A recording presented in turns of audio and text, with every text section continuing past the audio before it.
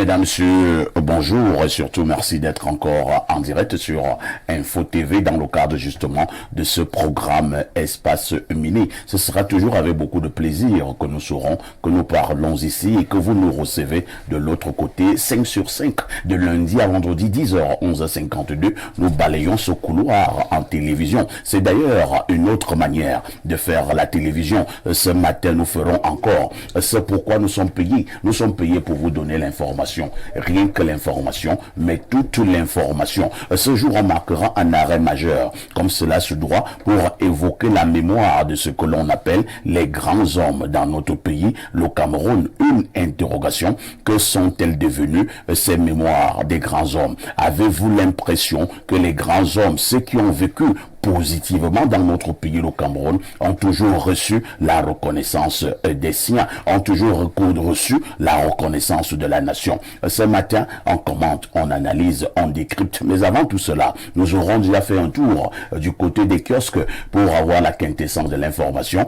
Paru de ce côté, Bernardo Basson, toujours confortablement installé, vous donnera également la dénonciation du jour.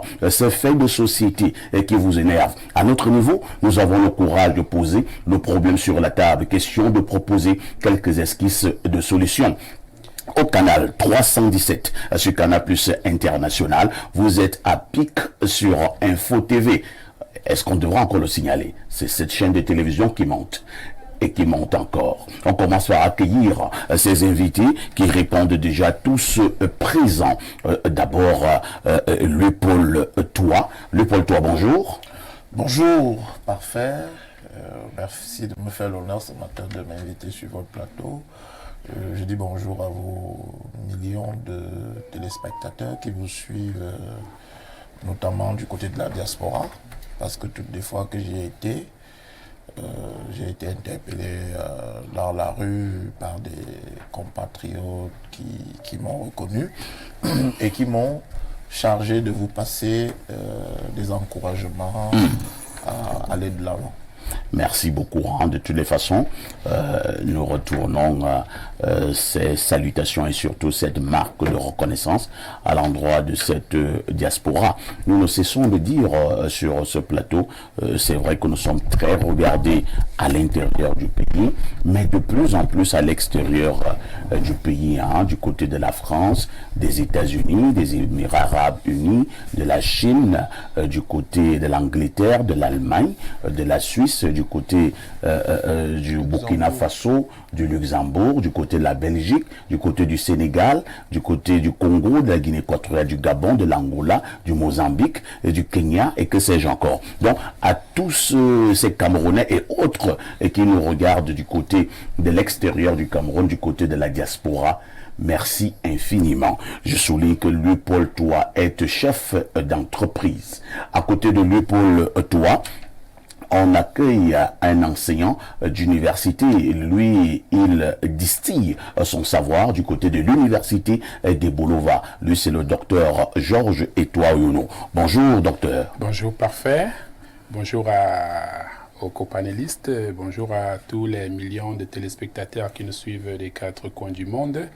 Et à la suite de mon prédécesseur, je voudrais adresser un salut spécial aux milliers de téléspectateurs de la ville des Bolova.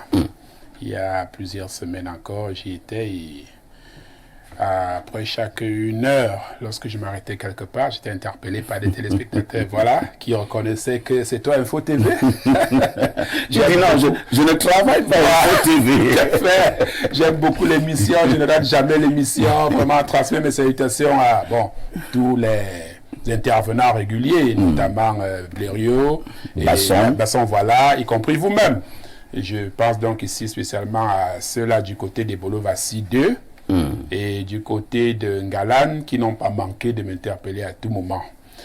Bonjour spécial également à mes parents du côté des SOS, monsieur et madame Moyono, et bien évidemment les universitaires du Sud et les anciens d'université, ressortissants du Sud, qui nous ont fait l'honneur d'aller rendre un ultime hommage au professeur Joseph Owona, ce week-end encore du côté de Vengue par Akombikwe, tout à fait. Merci beaucoup à M. le Président Claude Bekolo, professeur d'université, et professeur Zemi Kandé, ainsi que tous les membres de la délégation qui se sont rendus à Combikoué ce week-end. C'est vrai que je vous ai repéré à Combikoué parce que j'étais également de ce côté. Je ne voulais rien rater. Ce sont des événements qui rentrent dans l'histoire. Oui. Donc j'étais à Combikoué. Je vous ai vu de loin, mais il n'y avait même pas possibilité de me rapprocher de vous tellement il y avait du monde. Mais moi je vous ai vu. Je vous ai même filmé. Merci. Merci docteur et toi d'être là ce matin. En face du docteur, on accueille notre sucre national. C'est Bernardo Basson. Bernardo Basson, bonjour. Bonjour, parfait ici. Bonjour à tous les copanélistes. Bonjour à tous ceux qui nous reçoivent du côté de Bafia. Là-bas, j'ai quelques personnes qui m'ont contacté, qui m'ont témoigné leur sympathie malgré tout. Donc, à Bafia. Oui. À Bafia, j'avais un aîné. Bon, quand je dis j'avais, il est toujours là. C'est le directeur général de l'agence de la norme et de la qualité au Cameroun, la NOR, M. Botoangon. D'accord. Il est de Bafia. Moi aussi, je connais quelqu'un de Bafia, il est colonel. Le colonel Ngem Amouzoko, il est à la base 102 de Berthois. Donc, je lui adresse un bonjour spécial. Je suis content d'être là ce matin en pleine forme. Bernardo Basson, ce jour, c'est la journée internationale ou mondiale de quoi? Alors, aujourd'hui, c'est la journée mondiale de la justice sociale. La justice sociale. Oui. Donc la justice sociale est un mode d'organisation de la société qui prend majoritairement en compte l'égalité des droits et des devoirs entre les individus. C'est un mode de vie promu dans le sens de veiller à ce que les individus aient accès aux mêmes droits, aux mêmes devoirs et à un mode de vie sain dans leur rapport. Donc, au même droit, au même devoir. On s'est rendu compte que, à mesure que le temps passait dans la société capitaliste, la justice sociale prenait un grand coup, ou plutôt prend un grand coup, parce que ce qui est promu, ce ne sont pas vraiment les égalités au sens propre du terme, mais c'est plutôt le capitalisme ou le marché. Donc, on s'est rendu compte que... Est-ce que le capitalisme signifie qu'il n'y aura plus de justice sociale? Oui. Pourquoi? Parce que le capitalisme donne la prééminence aux personnes qui ont plus d'argent. Vous voyez, ça veut dire le capitalisme s'adosse naturellement sur un mode de vie déséquilibré, le dénivellement. Les écarts entre les classes sociales sont de plus en plus conséquents. Et dont certaines personnes se sentent frustrées et d'autres se sentent nanties et protégées. Si tu ne travailles pas, tu n'auras pas de l'argent et donc ta frustration te concerne. Bien sûr, vous avez demandé... Maintenant, il y a un autre qui travaille, qui se bat comme deux beaux diables. Au fur et à mesure, il devient riche. Est-ce qu'on doit en vouloir à ce monsieur? J'ai répondu à votre question, parfait, ici. Savoir, est-ce que le capitalisme promeut les inégalités? La réponse est oui. C'est pour cela que... Je pense que c'est un grand débat. Justement, c'est un grand débat, mais vous rentrez... Moi, j'ai travaillé dur. Oui. Je suis devenu riche. Oui. Toi, tu as passé le temps à jouer le mbolé et à danser sur TikTok. Oui. Tu es devenu misérable. Qu'est-ce qu'on fait? Ou pas. Vous pouvez aussi avoir été riche parce que vous êtes issu d'un système qui vous a propulsé. Tout comme quelqu'un peut avoir été pauvre parce que le système l'a privé de certaines choses. Donc, si on retourne, vous voyez, le steak de plusieurs façons, les visions seront différentes. Quoi qu'il en soit, le capitalisme aujourd'hui dans le monde prouve vraiment qu'il a échoué. Je pense que vous lancez un grand débat, Bernardo. Ne soyez pas sentencier. Est-ce qu'on pouvait forcément dire que le capitalisme a échoué? Le visage du monde vous répond. Tous les pays que nous adulons presque sont capitalistes. Le visage du monde nous répond. Dans ces pays, au-delà de la face qui nous est présentée, qu'est-ce qui se passe en réalité? Vous voyez, ces pays sont toujours au bord de la guerre. Simplement parce que l'une des principales causes de la guerre, c'est l'inégalité. Ainsi que la théorie de la conspiration. Donc certains ont l'impression que les plus riches conspirent contre eux, les plus pauvres, pour qu'eux restent éternellement pauvres. Merci. Et d'autres éternellement riches. Merci Bernardo. J'insiste que c'est un grand débat, un débat d'intellectuels. Il y a même lui, Paul Toit, qui ne voulait pas parler, mais il insiste. Il dit non, il doit coller un mot sur ce petit débat qui n'est pas inscrit à l'ordre du jour. Et je lui passe la parole. Oui, merci, parfait. Ce qu'il faut comprendre ici, c'est que la justice sociale et le capitalisme sont deux choses bien distinctes. La justice sociale est déterminée par des chartes et elle est respectée par les États, tout comme le capitalisme. la justice sociale, c'est quoi? C'est-à-dire, je vais le dire en termes simples. C'est que les gens ont accès à l'eau, les gens ont accès aux soins de santé, les gens ont accès à la nourriture, les gens ont accès à un habitat, les gens ont accès à des villes humaines. D'accord? Maintenant, le capitalisme, c'est toute une autre chose qui peut entraîner des inégalités. Je suis d'accord. D'accord? Mais ce n'est pas ça qui fait en sorte que, par exemple, dans notre pays, qu'on ne fasse pas de route. Ce n'est pas le capitalisme qui fait que dans notre pays, qu'on n'ait pas d'eau. Ce n'est pas le capitalisme qui fait que dans notre pays, on n'est pas la lumière. Alors, les pays les plus capitalistes au monde, d'accord? Bernardo pense que le capitalisme a échoué. Oui, ça c'est un autre débat comme vous avez dit. Ce que je dirais, je l'ai déjà dit dans une autre tribune, le capitalisme est la mère de plusieurs maux qui minent le monde. D'accord? Mais la justice sociale, c'est la capacité des États à donner du bien-être à leur population. C'est compris.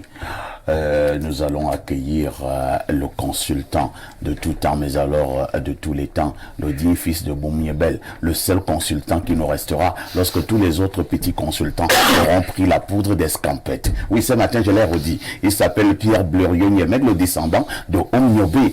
Pierre Bleriot, bonjour. Bonjour, parfait ici. Bonjour à nos millions de téléspectateurs. Je suis heureux d'être sur ce plateau. Vous savez, le nom Oumniobé ne se prononçait pas à une certaine époque. Ouais.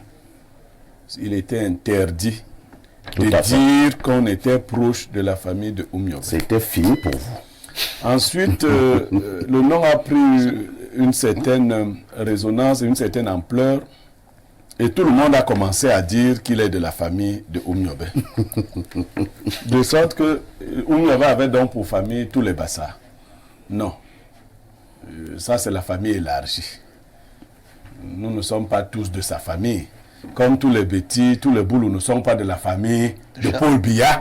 Malheureusement, tous les Boulous nous font non, ils sont tous de la famille. Non, il appelle Biya. Voilà. Qu'un Boulou ne vous trouble pas. Les poules de la cour du président Biya et les miennes se partagent la même cour. Alors que lui, il a Sangmelima. Il est Boulou va Paul Biya à Sangmelima. Même ceux de Sangmelima ne sont pas tous de la famille de Paul Biya. Donc, tous les Bassas ne sont pas de la famille de Oumniobé. Et donc, moi, je me sens honoré de ne pas mendier cette famille, de ne pas m'y accoler de manière artificielle. Je vous ai déjà raconté la petite histoire. Autrement, c'est même Ruben Oumniobé qui aurait épousé ma grand-mère décédée. Elle lui avait dit non, qu'elle ne voulait pas venir chez nous là-bas. Et son cousin, qui était mon grand-père, a épousé ma grand-mère. Quand Oumniobé rencontre ma grand-mère, il lui dit, tu es en mariage où? Elle dit chez Niemek. Voilà. Finalement, tu es toujours venu chez nous. Bon, c'était quelqu'un de très avenant pour ceux qui l'ont connu. Moi, ma mère a reçu de lui 500 francs, donc, pendant qu'elle était encore toute petite. Très bien. Donc, c'était quelqu'un de très avenant. Il a laissé une progéniture qui, malheureusement, n'a pas bénéficié des attentions de notre État depuis l'époque d'Aïdio, mais aussi parce que quelques malautrus sont allés se présenter là-bas souvent, disant que c'était eux, la famille de Oumniobé. Ils ont donc trompé le chef d'État actuel, des gens qui étaient des beaux-frères, des frères éloignés, des frères sur la route. Quand on passe, ils sont allés dire que voilà, nous voici la famille. Vous voulez parler de qui? Non, ils sont nombreux. Ah, d'accord. Vous savez, il y a un grand frère qui est très fâché ces derniers temps. Bon, il veut faire la paix avec moi. Il ne faut plus que je le dose. Il a d'abord voulu procéder par les menaces. Il a vu que ça ne passe pas. Il a vu que ça ne passe pas. On s'est retrouvé au deuil. Je lui ai dit que bon, on est maintenant au deuil. Moi, je suis de la famille de Oumniobé. Toi, tu es de quelle famille? Non, heureux d'avoir eu un tel grand-père. Hein. Un homme assez particulier. Nous l'appelions traditionnellement Manongondi, c'est-à-dire l'enfant de la tête du lion. Parce que ce n'était pas un homme normal. C'était un homme atypique. Ce n'était pas un homme ordinaire. C'était un enfant né dans des conditions particulières. qui a grandi avec des principes particuliers que les gens ne connaissent plus aujourd'hui. Beaucoup disent, ah, ce sont les Bassa qui ont tué Oumniobé. C'est faux. Tout le monde qui était autour de Oumniobé a tué Oumniobé. Que ce soit les Bami, que ce soit les Bassa, les Ewondo. Si quelqu'un dit... Nous, les Ewondo, nous avons fait quoi là quand vous Le premier à démissionner d'à côté de Oumniobé, c'était Charles Assali. Mais si vous ah d'accord. Donc, je vais pas... Et je vais vous dire qu'il avait un poste... Quel aura été le rôle de Maï Matip dans l'assassinat de Oumniobé? Il y a un historien sur ce plateau. Non. Je vais vous dire donc. C'est vrai, Maï est décédé. Oui, et Oum aussi. Oui, Oum aussi, Assali aussi. Maï avait interdit aux gens, vers la fin de sa vie, de lui poser des questions sur l'assassinat de Oumniobé. Et pourquoi? Mais je vais vous dire ce qui s'était passé. Maï Mamatip est un Mbombok, et un Mbombok qui s'occupe particulièrement du Ngambi. Vous savez ce que c'est. Ouais. Et dans le maquis, ce qui se faisait, c'est que pour les déplacements du Mpouroul, on faisait souvent le Ngambi pour partir d'un maquis à un autre. Avait été contacté pour sortir du maquis. Il avait refusé. Il avait posé des conditions tellement drastiques pour les Occidentaux que, bon, les gars lui avaient dit, bon, ils avaient commencé donc à infiltrer son groupe et à faire des propositions à d'autres, parmi lesquels Maï Matip Théodore, c'est comme ça qu'il s'appelait. C'est l'un des plus grands Bombok Bassa. Vous voyez donc que vous n'êtes pas loin de ce que je disais. Mais non, ce que je veux que les gens comprennent, c'est que... On a même bien compris. Dans la trahison, on a fait des propositions à qui? À beaucoup d'autres. Nous sommes sur Maï Matip. On a fait des propositions à Maï et à d'autres qui ont accepté. Alors que c'est le même Maï même qui s'occupait du Ngambi. Oui. Cette fois-là, est-ce qu'il a fait le Ngambi? Il a fait donc le mauvais Ngambi. Pourquoi il a fait le mauvais Ngambi? Pour faire attraper... mais c'est le débat est donc terminé. Le débat est donc bien ce que Parfait essaye de faire. C'est parfait, c'est exactement. C'est pas à moi que vous allez faire ce coup-là. Ce que je veux assumer. Non, aucun Bassa. Nous, on s'en tient uniquement à vos propos. Oui, le docteur et toi, ce que je dis, je le dis clairement. Je ne défends pas Maï. Et d'ailleurs, je vais vous dire, ma famille était très proche de la famille de Maï. Mais moi, j'avais jamais accepté de voir Maï Mamatip. Parce que dans la zone, nous le regardions comme quelqu'un d'horrible.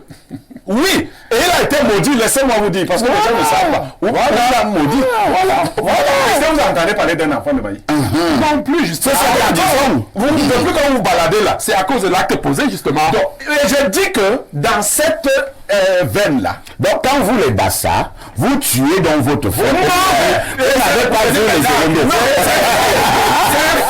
Je dis donc que le premier, par exemple, à s'opposer à Oumniobé devant la tribune des Nations Unies s'appelait Docteur Okala. C'était un étoune. La Charles. Le deuxième. Non, je veux dire que les traîtres étaient de tous bords. On n'a pas beaucoup de temps. On est tombé d'accord. Les traîtres étaient de tous bords. Merci bien. Et les gens qui vous tuent sont ceux qui sont proches de vous, qu'ils soient de votre tribu ou d'une autre. Donc, Maï Matip. Oui, bien sûr. C'est l'artisan le plus. Sa responsabilité est engagée. Elle-même terrible. Voilà. C'est lui qui s'occupait du Ngambi. Il a choisi de faire le mauvais Ngambi. C'est lui qui a également été contacté par les colons. Et les colons l'ont corrompu. C'est encore lui. Bien sûr. Il a occupé de grandes fonctions. Il faut que les gens le sachent. Il est devenu député. Vice-président du Parlement. Bien plus. Il a occupé, parce que c'était pour ces strapontins, ces broutilles qu'il a vendu qu'il a contribué beaucoup d'autres. Et je vais vous dire, c'est parce qu'on respecte encore certaines mémoires, on a peur de certaines mémoires. Lorsque les deux régimes s'y seront passés, et qu'on dira aux gens ce que chaque régime a joué dans cette affaire de Oumniobé, vous verrez. Aujourd'hui, même le courageux ne peut pas encore tout dire. L'heure viendra. Bien voir ses enfants grandir. Ils grandiront avec ou sans moi. On passe à la sagesse de ce matin. Il est plus facile de polir l'image d'un homme que de polir l'homme lui-même. On peut reprendre. Il est plus facile de polir l'image d'un homme que de polir l'homme lui-même. Ça veut dire quoi? En général, parfait, c'est vous qui faites ça. C'est d'ailleurs ce que vous avez fait à l'ESTIC. Vous êtes capable de donner de quelqu'un une image très belle. Ouais. Mais est-ce que l'homme là a une âme belle? Est-ce que c'est l'homme lui-même qui est tel que vous le présentez? Pas toujours sûr. Alors, de plus en plus aujourd'hui, nous voyons que les gens travaillent l'image, mais pas la personne. tant qu'on vous... C'est pour ça que vous voyez les gens prendre des photos n'importe où. Vous rencontrez quelqu'un que vous n'aimez pas, vous rencontrez à la présidence. Vous prenez des photos, vous rencontrez... Alors, pour dire que vous marchez soit avec les grands, ainsi de suite, vous voulez polir votre image. Mais est-ce que vous-même, vous êtes un produit poli? Pas toujours vrai. Merci Pierre Blériot pour cette autre sagesse naturellement. Vous avez les sujets. Merci également pour cette belle page d'histoire à l'entrée de ce programme. À tout de suite pour la suite. Patrick Bala, bonjour. Bonjour Parfait ici, bonjour aux téléspectateurs. Je suis très heureux de retrouver votre panel assez exceptionnel ce matin. Patrick Bala, c'est l'homme de la revue de la presse, la quintessence de l'information parue en kiosque au Cameroun. Patrick, que disent les journaux? Eh bien, les journaux de ce jour, Parfait ici, nous conduisent du côté du journal Maison, celui, bien sûr, de Dieudonné Mveng, directeur de publication. Il s'agit d'Info Matin qui parle de cacao. Info Matin nous fait donc savoir que le kilogramme est désormais à 3000 francs CFA au Cameroun. Ceci grâce à la politique de vente groupée instruite par le chef de l'État, Paul Biya, et mise en œuvre par le gouvernement à travers le ministère du Commerce. Le nouveau prix record jamais vu ailleurs dans le monde a atteint, bien sûr, le 16 février dernier par les producteurs de Douala, selon les informations de l'Office national du cacao et du café. Donc ce nouveau prix est tout simplement de 3000 francs CFA au cours des différentes ventes groupées qu'on peut observer ça et là. Information à retrouver ce matin en page 3 de ce journal. Parlons également de commerce, cette fois-ci au niveau extérieur, avec ces produits qui boostent les recettes d'exploitation. Elles ont tout simplement atteint une progression significative au cours de l'année 2022, et ceci selon un sondage fait par l'Institut national de la statistique. Information contenue à la page 3 du journal L'économie ce matin. On parle de Promote avec le bal des hommes d'affaires pour Cameroun Tribune, le journal de Marie-Claire Nana. Eh bien, le quotidien Capitaux Publics parle de ces investisseurs britanniques arrivés au Cameroun pour prendre part à l'édition 2024 qui ont échangé hier avec le Premier ministre, chef du gouvernement, Joseph John Gouti, sur plusieurs aspects, notamment le développement des opportunités d'affaires entre les deux pays. Il faut dire que le salon, ouvert officiellement par le ministre du Commerce, représentant personnel du Premier ministre, tient déjà bien ses promesses en termes de participation. Information contenue à la page 3 de ce journal. Parlons de délestage ce matin avec la nouvelle expression qui nous fait donc savoir que conformément aux instructions contenues dans la lettre du ministre de l'Eau et de l'Énergie, c'était le 9 février 2024, dans laquelle Gaston Ilundu Essumba engage la responsabilité de l'électricien Eneo sur d'éventuels troubles sociaux consécutifs au délestage en cours au Cameroun. La compagnie d'électricité annonce avoir mis à contribution les centrales thermique, et d'ailleurs Eneo sollicite l'aide de l'État à hauteur de 18 milliards de francs CFA. Allons voir avec Camer Presse qui a décidé de s'intéresser ce matin à les migrations. Le journal s'interroge sur la fuite, bien sûr, des enseignants qui ont décidé de partir outre-mer. Et d'ailleurs, selon Vincent Sosten Fouda, homme politique, il nous fait savoir ce matin que 35 000 seniors de la CRE ont tout simplement quitté le Cameroun en 2023. Information à retrouver en page 13 de ce journal. Le journal parle également d'impôts 2024 avec le ministère des Finances qui a adressé le 14 février dernier la liste des 100 contribuables réputés inactifs et dont certaines jouissent tout simplement d'une notoriété établie, entreprises locales et multinationales. La liste des 100 entreprises fiscales endormies dans cette édition à retrouver en page 7 de ce journal. On parle donc de 100 sociétés hors la loi pour Camer Presse ce matin. L'Indépendant s'intéresse à la Sonara et ses nominations, notamment on parle de ce côté-là du diktat des faucons, les dessous des jeux de chaises musicales entre Aruna Bako, ex-DG de Kotko, et Jean-Paul Simo Djonou, ex-DG de la Sonara. Les informations sont contenues ce matin de la page 2 à la page 3 de ce journal. Parlons du point. Le Bi-Hebdo s'intéresse à l'activité de la jeunesse camerounaise. Selon le journal, ces jeunes sont tout simplement sans repère. On parle entre autres pour illustrer cela de chômage et de précarité. Le journal parle également bien sûr ce matin des nouvelles qui viennent de l'Agence de régulation et des marchés publics, des nouvelles d'ailleurs qui ne sont pas bonnes selon le Bi-Hebdo, le point ce matin, qui nous fait savoir qu'entre arriérés de salaire, cotisations sociales non reversées, injustice, avantage à quelques copains et coquins, le climat du côté de l'RMP est de nouveau délétère depuis pas mal de temps. On parle bien sûr de ces arriérés, gestion épicière également de Joseph Ngo, et le journal parle d'ailleurs d'une chute pour illustrer bien sûr la déchéance que vit cette structure. Le messager de Fopios Ndjawe nous parle ce matin du Lamida de Maroua qui il s'agit bien sûr d'Abdoulaye Yerima Bakari qui, selon le journal, le messager outrepasse ses prérogatives de l'Amido pour faire immixtion dans les affaires internes de la commune de Maroua. Première information contenue à la page 2 de ce journal. Le journal, au bas de sa page, notamment à la page 9, revient sur le domicile de Joseph Oona, cambriolé. Le forfait a été commis samedi dernier alors que l'illustre défunt était conduit à sa dernière demeure. Voyons côté mutation qui a décidé de s'intéresser à la crise sécessionniste. Et le journal nous fait savoir qu'après avoir donc obtenu la condamnation aux États-Unis des financiers, des terroristes qui sèment le désarroi dans le nord-ouest et le sud-ouest, cet avocat camerounais ouvre un nouveau front suite à l'attaque mortelle du côté de Cambé. C'était, souvenez-vous, le 11 février. Dernière information contenue à la page 7 de ce journal. Dream Africa Hebdo s'intéresse à l'anniversaire du président Paul Biya. Le peuple célèbre un sage africain, c'est donc la grande une de ce journal ce matin. On termine avec l'Impartial, le journal qui parle de plusieurs actualités, notamment la politique d'import-substitution. On parle de l'exemple qui vient bien sûr de Ré Bouba.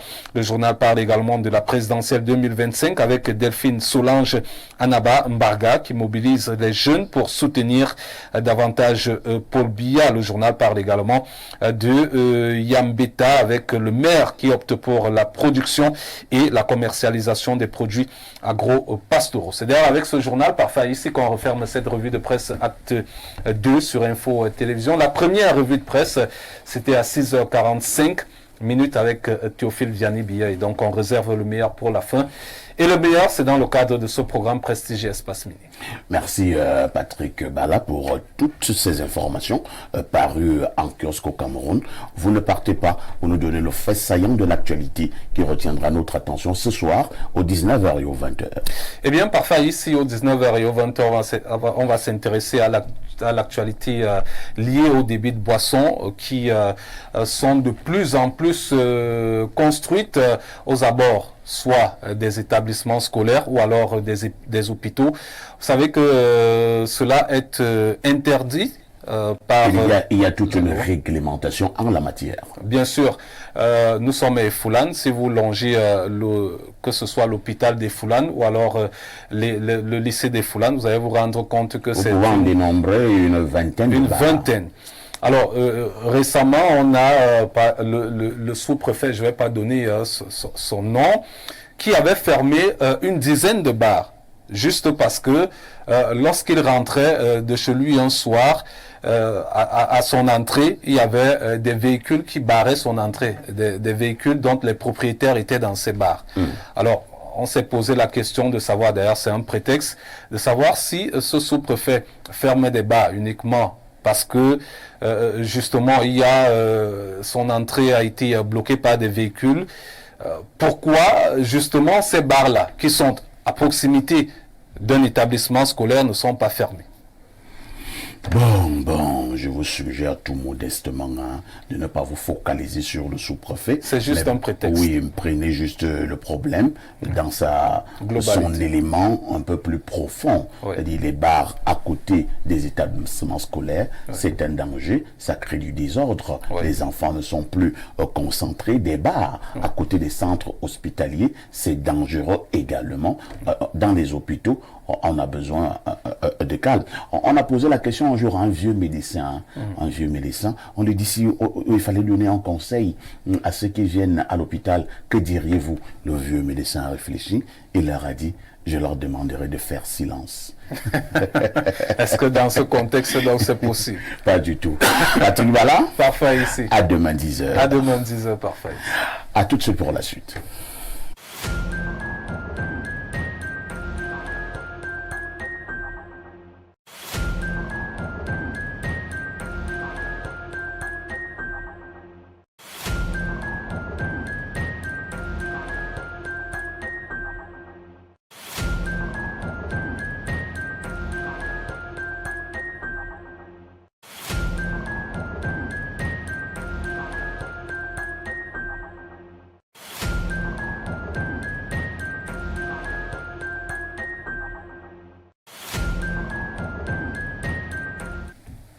Nous repassons la parole à Bernardo Basson, cette fois-ci, pour nous délivrer la dénonciation du jour. Parfait. Ici, aujourd'hui, de nombreux étudiants se plaignent.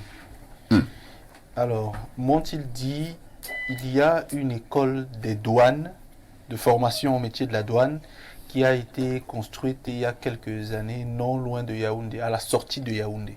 C'est à Nomayos. Bon, je n'ai pas retenu la localisation. Je vous donne le nom. Merci beaucoup. Ce sont les alentours de mon village. Voilà. C'est un nom commun. Ils sont formés là-bas, ils sont de la première cuvée. Ils étaient censés officiellement sortir depuis juillet 2023. Jusqu'à présent, ils n'ont jamais obtenu leur diplôme de fin de formation, ils n'ont jamais eu de sortie officielle, ils ne savent pas si un jour ils sortiront, s'ils seront employés, ils n'ont aucune information particulière sur tout ce qui concerne l'issue de leur parcours dans ce centre de formation-là. Donc ils sont nombreux qui s'en plaignent, ils ne savent pas. Ils ont essayé de se rapprocher du ministère, on leur a fait comprendre que le ministre n'était pas en déplacement, quand il rentrera, il va organiser. Ils ne savent pas si le ministre est déjà rentré ou pas, donc ils sont particulièrement embêtés et ils ont voulu que ce matin on pose leur cas. Ils dénoncent le silence de leur institut de formation sur la suite de leur parcours à l'issue de la formation. Celui qui s'occupe des douanes au Cameroun, c'est le ministre des Finances. Je pense oui. C'est l'homonyme de quelqu'un sur le plateau. Lui, Paul. On va donc commencer par lui. Bon, maintenant, je ne sais pas. C'est pas si vous également, Bernardo, vous avez eu à poser cette question à ceux qui sont venus se plaindre. Lorsqu'ils entrent dans cette école, ce sont des concours directs. C'est-à-dire, est-ce qu'au sortir de l'école, ils sont recrutés directement à la fonction publique, ou alors quand ils sortent, eux-mêmes doivent se battre? Vous avez posé cette préoccupation? Oui, j'ai posé. Qu'est-ce qu'ils ont dit? Ils m'ont dit qu'il y a un autre examen à passer après. Ah, concours d'intégration. Semble-t-il. Mais pour l'instant, ils sont dans une espèce de flou. Oui, c'est-à-dire... Ils devaient en réalité sortir en juillet 2023. 23, oui. Là, nous sommes en février 2024. Tout à fait. Et on ne leur dit rien. Rien du tout. C'est de cela qu'ils se plaignent en fait. Ils n'ont aucune issue. Il n'y a pas une programmation de la sortie officielle. Rien de chez rien. C'est ce que le français appelle la navigation à vue. Exactement. Docteur, et toi, je vous passe la parole. Oui, merci, parfait. Je crois que c'est une situation très, très préoccupante, en ce sens que vraiment, le gouvernement, ce n'est plus un secret pour qui que ce soit, n'a plus suffisamment de moyens pour continuer d'intégrer les produits formés. Mais avant d'en arriver même déjà là, je voudrais bien questionner dans un premier temps la nature de l'école, c'est-à-dire est-ce une école privée? Voilà, bonne question aussi. Elle relève de l'État, c'est-à-dire que c'est une... Je pense quand même que c'est une école publique. L'école publique. C'est donc une école qui relève de la compétence étatique. Voilà, ça suppose donc en fait parce que... C'est une grande école, hein. Même au niveau de la superficie, elle est grande. Ils ont assez de moyens. Bien construite et tout. Voilà. Maintenant, les enfants ont été formés. Est-ce que le concours, ou du moins le communiqué portant ouverture du concours, qu'est-ce qu'il prévoyait au terme de la formation? Parce qu'il est possible que le ministère des Finances, le ministère des Finances, organise la formation. Et bon, voilà, est-ce davantage une formation qui se veut beaucoup plus technique et pratique pour préparer les enfants et qu'ils soient, on va dire, presque opérationnels une fois la formation terminée. Maintenant, il est avoué quand même que c'est des dysfonctionnements qu'on observe souvent lorsque tout n'a pas été clairement bien préparé avant l'ouverture du concours. Ça peut être le ministère uniquement, sans toutefois requérir la collaboration du ministère de tutelle de formation, qu'est l'enseignement supérieur ou le ministère de l'enseignement secondaire.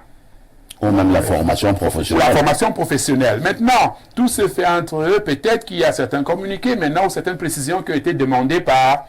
Je voudrais peut-être parler de la fonction publique ou de la primature pour savoir un tout petit peu quel est le statut réservé à ces apprenants finissants. Quel type de diplôme va-t-on leur donner ici? Parce que le diplôme doit être reconnu d'abord déjà par les quelques ministères techniques que nous avons relevés là. Sachant que après cette formation, ils entrent avec le bac ou la licence? Le bac, c'est combien d'années de formation? 1 an, 2 ans, non, 3 ans? 2 et demi, donc 3 2 et demi, c'est déjà difficile un peu. L'administration camerounaise ne reconnaît pas un peu. Bon, disons que Bernardo certainement n'a pas toutes ces précisions-là. Voilà. Hein. Maintenant, on va dire... Bernardo, lui, n'est pas un élève de cette école. Tout à fait, il a seulement été saisi pour attenter, voilà. Maintenant, après cette formation, il faudrait bien savoir, les diplômes qu'on va remettre aux enfants, qu'on va délivrer aux enfants, ils seront équivalents de quel niveau de la fonction publique ou bien de l'administration?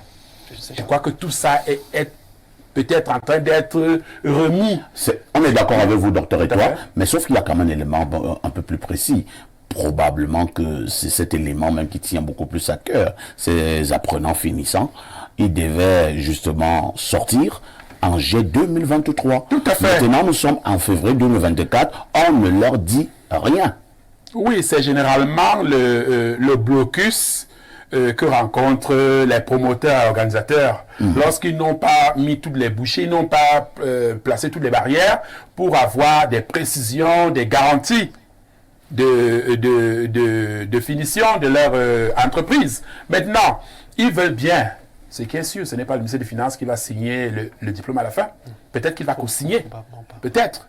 Mais il y a une autorité parmi les ministères techniques dont je parlais là qui va le faire. Maintenant, avant de signer, ces enfants, est-ce que la formation qu'ils ont reçue leur donne droit effectivement à ce type de diplôme? Il y a tout un débat où il faut, et parfois ils se jettent un tout petit peu les responsabilités au point où les enfants finissent par payer les pots. C'est eux qui attendent au quartier, les mois ne font que passer, et certains même, lorsqu'on va lancer le concours d'intégration, n'auront plus l'âge parce qu'ils ont perdu plus d'1 an à attendre la sortie. C'est une situation vraiment déplorable, parfait. Situation déplorable. Le pôle 3, ces apprenants donc finissants de cette école des douanes. Je dois dire que moi je passe là régulièrement parce que moi je vais au village. Je précise ce que j'ai dit tout à l'heure. Quand vous voyez quand même cette école, ne fût-ce qu'au niveau de l'architecture, ça allait d'être, c'est sérieux. C'est sérieux. Elle est grande, elle est vaste.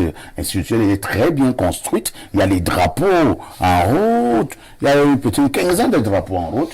Avec ta permission parfaite, si le permet, je voulais me relever que le gouvernement a procédé à une extension de ces écoles, des écoles qui forment dans ce domaine. Nous avons, je crois, aujourd'hui à Kribi ou dans la vallée d'une Thème, des écoles supérieures. Je voulais vous préciser dans vos analyses. Pierre Blériot. C'est une école de la sous-région même. C'est une école de la CEMAC. Donc c'est plus sérieux. C'est une école, c'est pour ça que vous voyez tous ces drapeaux-là. C'est une école très sérieuse. Mais comme vous vouliez passer la parole à Paul. Et je n'ai pas justement la parole. Lui, Paul, quel est votre regard sur cette dénonciation? Non, mais ça, c'est le propre même de l'État du Cameroun. C'est-à-dire que beaucoup de charrues sont mises avant... Non, on dit que c'est la sous-région. Oui, mais si c'est vous voulez seulement taper sur le Cameroun? Non, mais si c'est la sous-région, l'école est logée au Cameroun. On parle de facto du Cameroun. On parle là du Cameroun. Et c'est pas... c'est une école internationale, mon frère. On est tout à fait d'accord. Sauf que l'école du Cameroun... Ça ne veut rien dire, mon frère. qui administre cette école. À la suite de Parfait, je ne suis pas d'accord. C'est comme si vous permettez de nous dire aujourd'hui que l'école, l'université Inter-État, dépendait du Cameroun. Inter-État, c'est Cameroun, Congo. C'est comme si on vous envoyait maintenant aller acheter CEMAC qui est basé en Ngaoundéré, qui fait dans le tourisme international et autres. Parce que c'est implanté en Ngaoundéré, que ça dépend du Cameroun. Voilà. C'est toute une organisation sous-régionale. Remettez en cause un tout petit peu. Vous ne pouvez pas, docteur, d'accord, vouloir défendre, vous voulez dire défendre la position de l'État du Cameroun qui doit faire un certain nombre de choses en amont. Parce que l'école se situe au Cameroun. Il y a des gens qui ont fait un concours, qui ont été reçus à ce concours, qui ont payé. Enfin, je ne suis pas d'accord. Il y a une organisation juridique. Il y a une organisation juridique qui organise un tout petit peu le fonctionnement d'une école. Si l'organisation juridique n'est pas mise sur la table, on ne lance pas le concours. Elle ne dépend pas du Cameroun. C'est-à-dire que j'ai l'impression que il y a une catégorie de Camerounais qui veulent diluer l'incompétence de certains. Non, lui, Paul. C'est la vérité. Parce que été un autre sujet, probablement que ton analyse serait pertinente. Mais on vous dit que c'est une école sous-régionale. Si c'est une école et donc, ça ne dépend pas seulement du Cameroun. Si c'est une école sous-régionale, elle a pour siège le Cameroun. Oui. Mais le Cameroun ne décide pas. Je vais aller jusqu'au bout. Si le Cameroun n'a pas tous les leviers, d'accord, elle ne lance pas un concours. Parce que s'il y a une grève, les gens n'iront pas gréver. Même le concours, même que c'est le Cameroun qui lance. Frère, avec ta permission, Parfait, une seconde, je vous en prie. Est-ce que le directeur de cette école, c'est un Camerounais? Je n'en sais rien. Ah voilà, on va commencer par là. De deux maintenant. Je n'en sais rien, mais sauf que cette école est sur le sol camerounais. Et l'État du Cameroun doit prendre les mesures. Ça ne veut rien dire. Pour que les gens qui sont formés là-bas puissent à la fin de leur cursus obtenir leur... Mon frère, s'il y a un dysfonctionnement à la BEAC sous-régionale qui est basée là à Elie-Sono, aujourd'hui, le dysfonctionnement de la BEAC, le dysfonctionnement de la BEAC incombe-t-il au Cameroun? Okay. Je vous réponds. S'il faut restructurer cette BEAC, je vous réponds. C'est la volonté du gouvernement camerounais. Je vous réponds très rapidement. Oui. D'accord. Vous savez qu'on a remplacé le directeur de la BEAC il y a 10 jours. Le directeur général. C'était une volonté sous-régionale. Ce n'est pas. On a constaté, et c'est un agent de la BEAC qui a signé la décision de mettre fin, de constater la fin des fonctions du directeur général. C'est agent de la BEAC. Oui, c'est un agent de la BEAC. Qui constate la fin. C'est qu'on dit c'est grave. Non, c'est pas très grave, c'est statutaire. Monsieur Parfait, ici, c'est statutaire. Un agent de la BEAC. Dès qu'il a pris cet acte-là, les chefs de l'État de la sous-région se sont immédiatement réunis en Vous êtes en train de vous contredire. Je ne me contredis pas. Les chefs d'État sont prononcés. Monsieur, je dis ceci. D'accord, statutairement à la BEAC, lorsque le DG arrive en fin de fonction, on constate qu'il est arrivé en fin de mandat. Et c'est un agent qui constate? Oui, c'est un agent. C'est un agent. Appelez le directeur ou je sais. Mais c'est pas moi, ne jouez pas avec les. Dès qu'il a constaté la fin de son mandat, les chefs de l'État de la sous-région se sont réunis automatiquement en visioconférence. Le président de la République était représenté à cette réunion par le secrétaire général. Vous êtes donc d'accord avec le docteur? Ce que je dis, que c'est une affaire de ce que je dis, c'est une collégialité qui se prononce. Monsieur Parfait. Ce que je dis, c'est que cette école a été créée, contrairement à ce que vous croyez, par un décret du chef de l'État camerounais en 1995 ou en 2005. C'est l'une des deux dates. Je ne suis pas d'accord. Lisez. Je ne suis pas d'accord. Maintenant, un chef d'État d'un pays membre de la sous-région ne serait créé. C'est comme si vous permettez de me dire que l'université inter-État Cameroun-Congo a été créée par la volonté du décret du président congolais Sassou Nguesso. Jamais. Ou de celui de Paul. Ou de celui du président Paul Biya. Jamais. Pourquoi est-ce que vous voulez? Moi, je voudrais. Non, je voudrais pas. Je voudrais relever un fait. On ne peut pas. Nous avons des milliers de téléspectateurs qui nous suivent. Oui, mais on sait qu'il y a quand même des personnes cultivées sur le plateau. Venir de nous proposer une école internationale et là réduire sa responsabilité au seul État membre qu'est le Cameroun. Je vous dis non, nos millions de téléspectateurs ne doivent pas gober une telle lecture? Je vous pose une question, internationale. Je vous pose une question, cher docteur. Les bâtiments de cette école n'ont pas poussé sans la volonté du chef de l'État camerounais. Volonté ne veut pas dire de l'engagement. Les recrutements qui sont faits là-bas n'ont pas été faits. Mais on ne peut pas créer une école sans base juridique. J'espère à celui parfait que vous n'avez rien contre le gouvernement camerounais. Il y a une situation grave. Vous allez chuter le blocage. D'accord? Est-ce que c'est les apprenants qui sont là, qui doivent payer le prix? Qui, eux, ont déjà payé leur école? Alors, comment est-ce que les gens sont mis en formation, et il a dit, durant 2 ans? Lui, Paul parlait d'un dysfonctionnement structurel. Ne parlait pas du gouvernement camerounais. Mais un dysfonctionnement... Parce qu'il y a un comité directeur qui est sous-régional également. Bon. Les responsables... Moi, je voudrais bien savoir, Monsieur Parfait, ici, si vous me permettez de parler 2 minutes ou 1 minute, je voudrais bien savoir, une école qui a été instituée, construite, on a lancé un concours, on a formé les gens durant 2 ans et demi. D'accord? Ça fait plus de 800 jours. Et dans ce temps-là, on n'a pas pu trouver des mécanismes pour donner les parchemins à la fin de la formation. Moi, je m'en vais, avec votre permission, Louis-Paul, et surtout du panel, je voudrais relever que je réfléchissais encore ce matin sur le dysfonctionnement de l'intégration en Afrique centrale, au sein de la CEMAC, où on est davantage allé d'idée en idée, de projet en projet, au point où, plus de 25-30 ans aujourd'hui, l'intégration n'est pas effective. Cela incombe un tout petit peu aux difficultés structurelles que rencontrent les États de la zone CEMAC.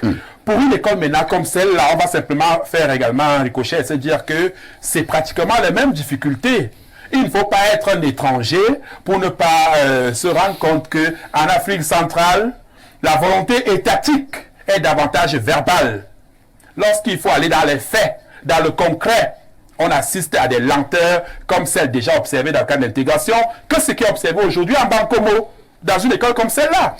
Merci. C'est aussi simple. On va passer la parole à Pierre Blériot-Niamek pour poser également son regard sur cette dénonciation des étudiants de cette école, même si j'avoue quand même qu'il y a quelques zones d'ombre pour que la dénonciation soit véritablement complète. Et vous passez la parole à Pierre Blériot. Parfait, ici les étudiants veulent les diplômes.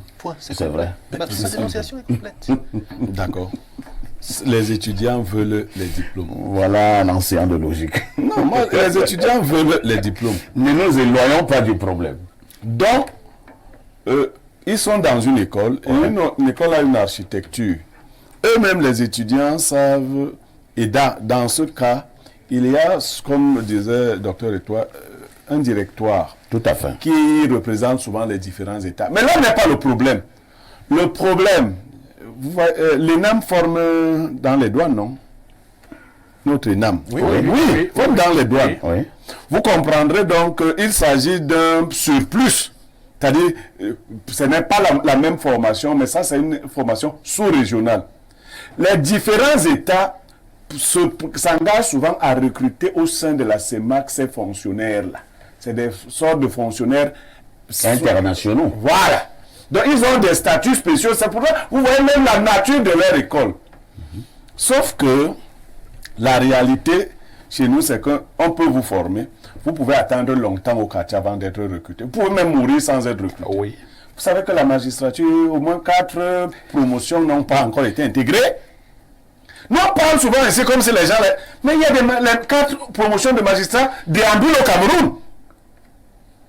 J'ai un ami au magistrat qui me disait que lui, il permet à ces jeunes qui ne veulent pas perdre la main. Parfait, ici. Est-ce qu'on sait ça? Qu'il faut aussi dénoncer pour les magistrats. Il leur permet de venir travailler au tribunal. Pour rien, comme ça. Pour ne pas perdre la main. Il y en a qui sont déjà morts. Oui. Après 4 ans. 4 promotions, il y a des gars qui sont morts, n'ont pas vu leur rappel. Il y a des gars qui voulaient se marier parce qu'il y a des filles qui calculent les magistrats et des hommes qui calculent les magistrats, qui se disent... À force d'attendre, la bourse s'est évaporée. Oui, non, on n'en parle même pas faire ici quand un enfant. Et nous, connaissant les pratiques de chez nous, où on dit que quelquefois des gens ont déboursé des sommes faramineuses pour être admis dans certaines écoles. Si vous avez déboursé 15 millions depuis 4 ans, il faut rembourser. Vous êtes sortis. Les usuriers vous attendent. Non! C'est pas... Vous pouvez mourir. Si on vous recrute même dans 8 ans. Mais non, parfait, ici, notre économie a un problème de structuration. Et effectivement, il y a... Vous avez vu le jeu, la pirouette que l'État a utilisée pour les enseignants de secondaire? Non. Mais on a profité de leur OTS et autres pour faire en sorte qu'on ne va plus recruter directement les gars sortis de l'école normale. Ce qu'il faut dire aux gens, c'est que de plus en plus, l'État est en train de se désengager. Il est en train de se désengager. Mais il est inadmissible que vous formiez des gens. On croit souvent que ce n'est que l'armée. Ces gars de douane là peuvent devenir des gars dangereux. Vous savez, il y a des gars qui savent s'habiller en habit et aller faire le travail. Hein. Ils sont formés en douane, transit et autres. Mais surtout même que les gars de la douane, on les appelle les paramilitaires. C'est-à-dire qu'ils ont quand même d'abord une certaine formation militaire. Vous avez longuement parlé. Donc, ce que je voudrais préciser ici, Paul. Monsieur Parfait ici, c'est que l'école de Nomayo, ce n'est pas le corps inter-état de douane. C'est le centre d'instruction douanière qui relève du ministère des Finances et qui a été financé en partie par l'État et en partie par la Banque africaine de développement. Donc, ce n'est pas déjà un problème de la sous-région. Parce que pour éclairer... Je crains que nous n'ayons pas bien identifié l'école. L'école dont Bernardo a parlé. Tu as parlé de quelle école? L'école de Nomayos. Le centre d'instruction douanière de Nomayos. C'est situé à Nomayos. À Nomayos. Ce n'est pas l'école inter-état des douanes. On n'a pas dit l'école. Donc ce n'est pas déjà un problème de la sous-région, c'est un problème du Cameroun. Oui, quand on ramènerait ça au Cameroun, la problématique est celle que je suis en train de développer. Notre État est de moins en moins engagé. Et pourquoi il est de moins en moins engagé? Parce qu'il n'a pas d'argent. De toutes les façons, je fais confiance à lui, Paul. Mais tout à l'heure, l'émission est très suivie. Et j'avoue que je ne maîtrise pas très bien la nature, les fondements de cette école. Il y a plusieurs humble, mais les gens qui nous écoutent tout à l'heure vont mieux nous éclairer. Si c'est une école typiquement camerounaise ou alors c'est une école sous-régionale. J'ai dit dans les deux cas parfaits, la problématique va demeurer. Il faut donner les diplômes aux apprenants. D'accord. Et il faut les intégrer comme se battre.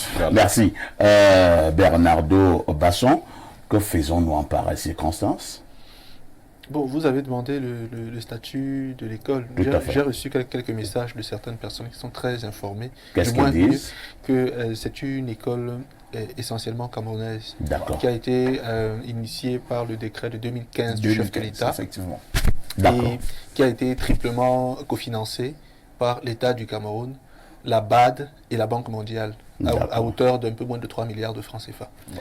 Et que l'école est censée former des douaniers, mais avec une formation à vocation internationale.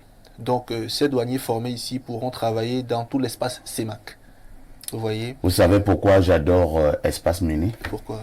Voilà pourquoi je ne cesse de dire parfois sur ce plateau, faites très attention. Vous ne savez pas qui vous écoute et qui vous regarde. Il y a des experts qui nous écoutent et voilà qu'on est en train de nous donner toute l'information concernant justement cette école. Merci à tous ces nombreux téléspectateurs. Qui envoient justement les messages. Donc, vous voyez que l'idée est vraiment une école nationale de référence avec ouverture sur l'international. Moi, ce qui me choque est à deux niveaux. Le premier, c'est qu'on a l'impression d'une sous-estimation de la formation douanière. Je vous rappelle qu'en 1968, ce qui réunit les États limitrophes, c'est l'UDEAC. Oui. Union douanière des États de l'Afrique centrale. Il y avait même toute une coupe de l'UDEAC football. Ça veut dire que l'une des premières recettes de ces États est douanière. Ce qui permet à ces États de rester ensemble, c'est le marché douanier. Donc la formation des douaniers est très importante pour chaque État comme pour les États pris dans leur ensemble. Deuxièmement, ma dénonciation, contrairement à ce que vous avez pensé, le Sénégal a bien fait de le préciser, elle est complète, puisqu'elle n'est pas large. Les étudiants en formation demandent d'avoir leur certificat ou attestation ou diplôme de fin de formation. Point. Pour l'instant, ils n'ont pas leur certificat de fin de formation. Mais dis-leur d'attendre encore, ça ne vient pas souvent vite comme ça. Comment ça? Donc, j'aimerais... Pourquoi ça vient vite ailleurs? Non, chez nous, ça ne vient pas souvent vite. Même ici, chez nous, ça vient vite. Il devrait pour d'autres écoles. Non, chez nous, il avait une dénonciation ici où des étudiants en médecine n'arrivaient pas... Non. Les liens, c'est comment? Bon, là-bas, c'est l'école du président. Ah, d'accord. Moi, j'étais à l'IRIC. Moi, j'étais à l'IRIC. Et l'IRIC, c'est automatique. L'IRIC, c'est bien. Pour une filière, la diplomatie. Alors, non, là, c'est pour l'intégration. Mais à l'IRIC, tu termines, tu soutiens, tu sors, il n'y a pas de problème. Alors, en lisant rapidement quelques messages de nos nombreux téléspectateurs. Bonjour, Perfecto, et à ton riche panel. Concernant le débat, j'ai lu des articles quelque part concernant cette école. Apparemment, il y a un grand débat entre cette école de douane et l'ENAM. Vu que les deux écoles forment des douaniers et l'État camerounais ne veut complètement pas perdre le prestige de l'ENAM ou entrer en compétition avec une autre école dans son territoire. Alors, on prend notre message très rapidement. Là, c'est le 225. La Côte d'Ivoire, Shalom El Perfecto et les pétillants des mineurs. Juste vous saluer et supplier vos deux éminents invités à s'écouter patiemment et à suivre l'exemple des pointus Blériot et Bernardo qui sont très calmes, quoique très friands du débat.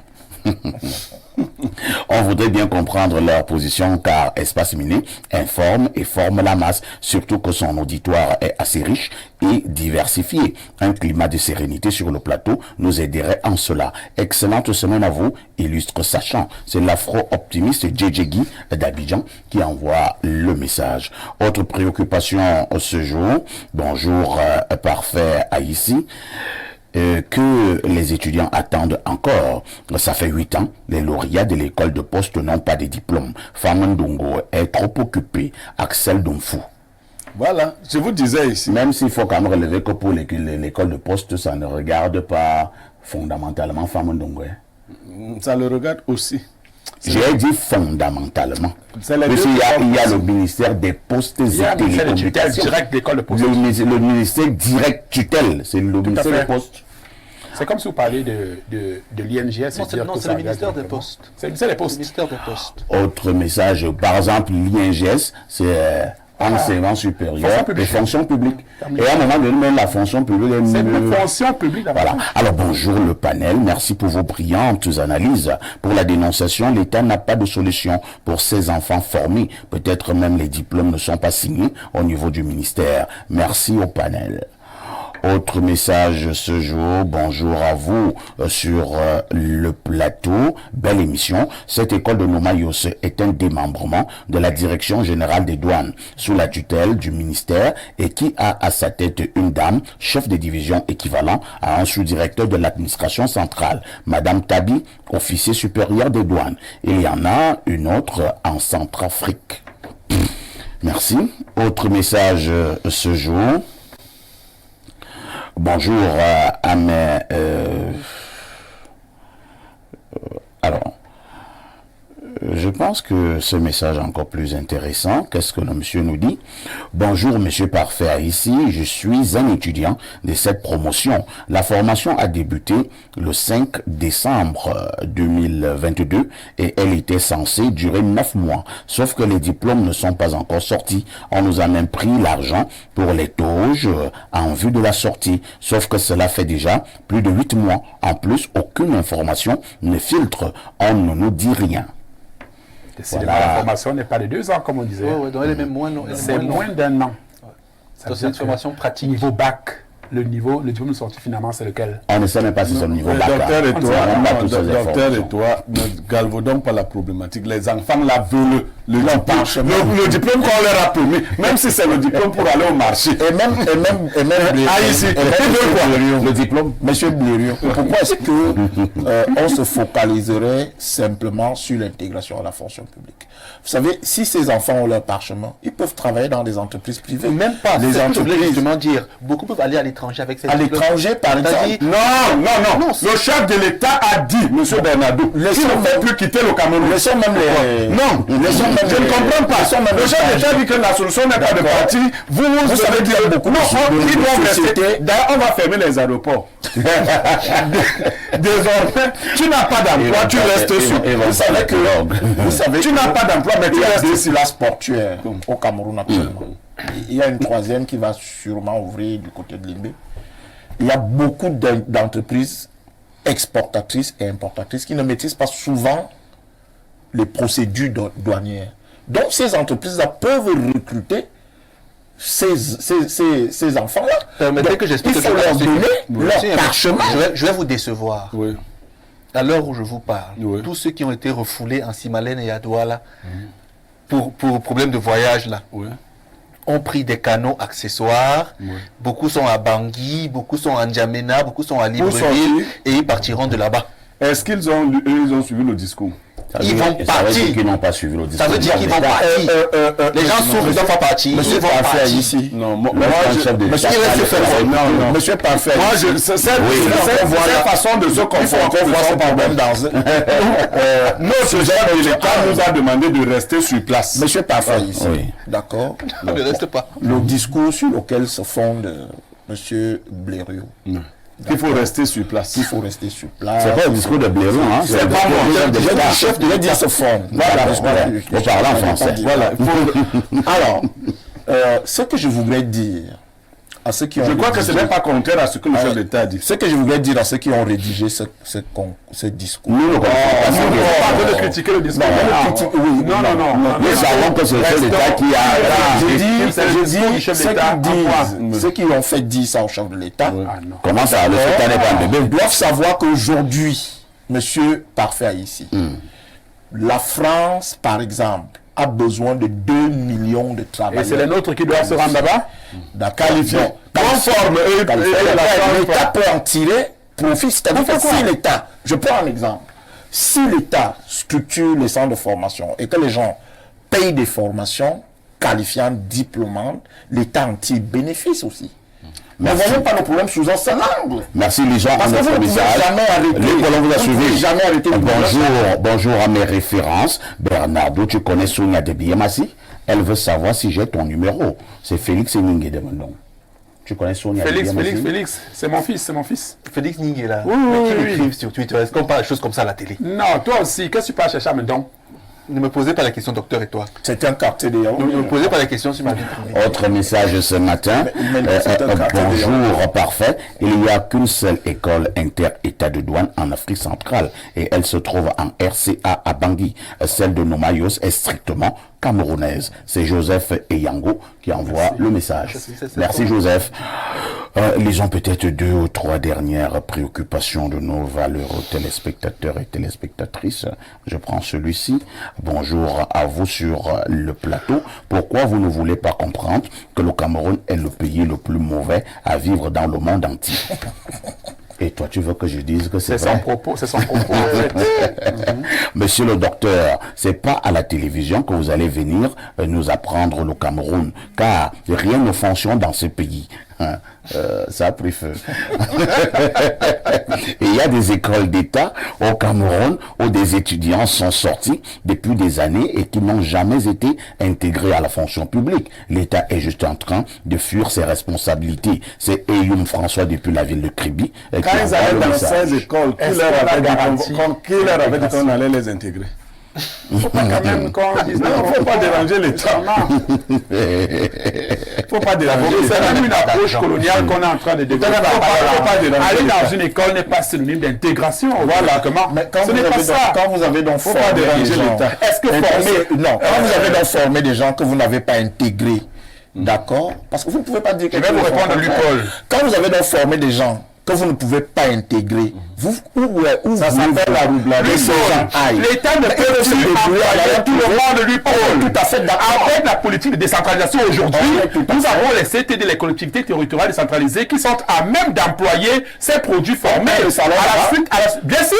J'ai entendu qu'il y a une mairie là où on a... Je vous dis, s'il y a ma gouvernance, on paye les salaires. Les CTD sont dotés d'assez de moyens aujourd'hui. Nous allons encore lire quelques messages, chers amis. Bonjour les démineurs. Concernant la dénonciation, l'arrêté relatif au concours a été clair. Ne donnez pas droit au recrutement à la fonction publique, mais à la formation professionnelle de ces derniers sur des modules tels que douane transit. C'est Herbert depuis Kousséry et qui envoie ils veulent leur diplôme pour aller monsieur Parfait. Oui. Savez-vous combien coûte un transitaire sur la place portuaire à Douala? Aucune idée. Les transitaires, c'est des gens, les transitaires, c'est des gens extrêmement riches. Ils n'ont même pas besoin d'être recrutés. Ah, cela veut dire qu'ils retirent l'argent des chemins mafieux. Non, pas des chemins mafieux, des prestations qui vendent aux entreprises sur la place portuaire. On va leur donner leur diplôme qu'ils attendent. Alors, le problème si on leur donne pas leur diplôme, parce qu'il faut leur donner une solution. Si on ne leur donne pas leur diplôme, ils doivent d'abord faire un recours auprès du ministre, c'est-à-dire créer un collectif. Ils vont faire comment pour être reçus par le ministre? Non, pas être reçus. Faire un recours écrit. Et on va leur répondre après combien? Si on n'a pas répondu, ils saisissent le Premier ministre. Après, si le Premier ministre n'a pas répondu, il y a la justice. En fait, je veux dire, pourquoi vous pensez qu'on ne peut pas tenir des institutions en justice quand il y a une injustice manifeste? Je n'ai pas sûr que ce soit la bonne proposition. Non, j'ai fait plusieurs propositions. Bon, chez vous, docteur Étoile, la bonne proposition serait laquelle? Je voudrais proposer parfait que les enfants prennent leur mal en patience et qu'à l'attention des autorités maintenant, qu'ils évitent à la longue de pareilles entreprises. Et c'est l'occasion pour moi de revenir sur ce type de formation lorsqu'elle ne relève pas des ministères techniques ou directs, là notamment enseignement supérieur, secondaire, formation professionnelle. On a souvent eu assisté à de tels traitements. Donc il est important aujourd'hui, vraiment c'est regrettable pour les enfants, mais que les autorités qui nous suivent, que les collaborateurs... Il y a même des enfants qui m'écrivent qu'eux veulent même qu'on rembourse leur argent. Voilà, ça va dans les sens. J'ai l'impression, si le diplôme ne sort, vous êtes trop léger sur la problématique en disant que les enfants prennent leur mal en patience. Mettez-vous tout simplement à la place d'un parent de ces enfants. Non, eux-mêmes ils sont déjà majeurs. Donc il se met à sa place, qui va se verser à la place de docteur. Mais adressons-nous plutôt aux autorités qui... Non, on peut la passer le ministère. Demandons aux enfants de commencer pas enfants, parce qu'il y a peut-être des égos là-bas, mais d'engager des actions afin d'avoir des réponses. Mais pas allant dans le sens des actions de l'UPOL. Non,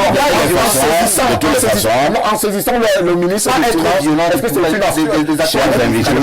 Chers amis, ils saisissent d'abord leur direction, celle de l'établissement. Ensuite, le ministère est tuté par le secrétariat général, le ministre lui-même éventuellement de la primature. Moi, je pense que cela. On devrait aussi leur manifestation dégrade même peu si ça n'aboutit pas, il y a la justice pour ça. C'est pour ça qu'on a une justice. La justice n'est pas faite. C'est d'abord la justice. C'est la justice lui pose. À la fin. J'ai la ferme conviction, chers amis, j'ai la ferme conviction que comme nous avons parlé de cette affaire sur ce plateau, les lignes vont bouger. On espère. Ce n'est pas une instruction que nous leur donnons, mais il est fort possible que certaines institutions en charge de ce dossier n'étaient pas au courant.